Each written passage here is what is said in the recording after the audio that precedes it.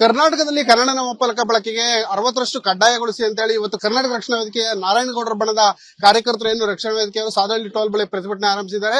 ಈಗ ಇಂಗ್ಲಿಷ್ ನಲ್ಲಿರುವಂತಹ ನನ್ನ ಹಿಂಭಾಗದಲ್ಲಿರುವಂತಹ ನಾಮಫಲಕ ಇಂಗ್ಲಿಷ್ ನಲ್ಲಿರುವಂತಹ ನಾಮಫಲಕಗಳನ್ನ ಕರ್ನಾಟಕ ರಕ್ಷಣಾ ವೇದಿಕೆ ಕಾರ್ಯಕರ್ತರು ತೆರವುಗೊಳಿಸ್ತಾ ಇರೋದು. ಜೊತೆಗೆ ಏನಂತಂದ್ರೆ ಏನು ಇಲ್ಲಿನ ಹೋಟ್ಲು ಒಂದು ಸಾದಳ್ಳಿ ಟೋಲ್ ಬಳಿ ಇದ್ದಂತಹ ಹೋಟೆಲ್ ನಲ್ಲಿ ಇಂಗ್ಲಿಷ್ ನಾಮಫಲಕ ಇದು ಅಳವಡಿಕೆ ಮಾಡಿದ್ರು. ಆ ಹಿನ್ನೆಲೆಯಲ್ಲಿ ಇಂಗ್ಲಿಷ್ ನ ನಾಮಫಲಕವನ್ನ ಸಂಪೂರ್ಣವಾಗಿ ಧ್ವಂಸ ಮಾಡಿರುವಂತದ್ದು. ಜೊತೆಗೆ ಏನಪ್ಪಾ ಅಂತಂದ್ರೆ ಇಲ್ಲಿ ಯಾವ್ದು ಇಂಗ್ಲಿಷ್ ನಾಮಫಲಕಗಳು ಕಂಡು ಬರುತ್ತೆ, ಇದರಲ್ಲಿ ಯಾವ್ದು ಕನ್ನಡ ಇರಲ್ವೋ ಅಂತ ನಾಮಫಲಕಗಳನ್ನ ತೆರವು ಮಾಡುವಂತ ಕೆಲಸವನ್ನ ಇಲ್ಲಿನ ಕರ್ನಾಟಕ ರಕ್ಷಣಾ ವೇದಿಕೆ ಕಾರ್ಯಕರ್ತರು ಮಾಡ್ತಿದ್ದಾರೆ.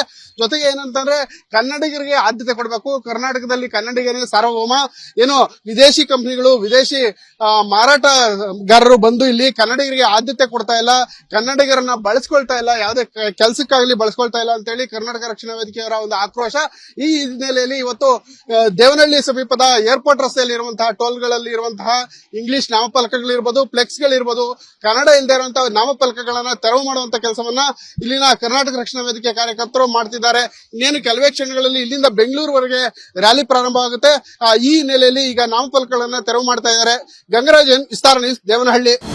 ಅನುಕ್ಷಣದ ಸುದ್ದಿಗಳಿಗಾಗಿ ವಿಸ್ತಾರ ನ್ಯೂಸ್ ಯೂಟ್ಯೂಬ್ ಚಾನೆಲ್ ಸಬ್ಸ್ಕ್ರೈಬ್ ಮಾಡಿ. ಹೊಸ ಸುದ್ದಿಗಳ ನೋಟಿಫಿಕೇಶನ್ಗಾಗಿ ಬೆಲ್ ಐಕಾನ್ ಕ್ಲಿಕ್ ಮಾಡಿ. ಲೇಟೆಸ್ಟ್ ಅಪ್ಡೇಟ್ಸ್ಗಾಗಿ www.vistaranews.com ವೆಬ್ಸೈಟ್ಗೆ ವಿಸಿಟ್ ಮಾಡಿ. ಅಂಗೈಯಲ್ಲೇ ಜಗತ್ತಿನ ಸುದ್ದಿ ತಿಳಿಯಲು ವಿಸ್ತಾರ ನ್ಯೂಸ್ ಕನ್ನಡ ಆಪ್ ಡೌನ್ಲೋಡ್ ಮಾಡಿ.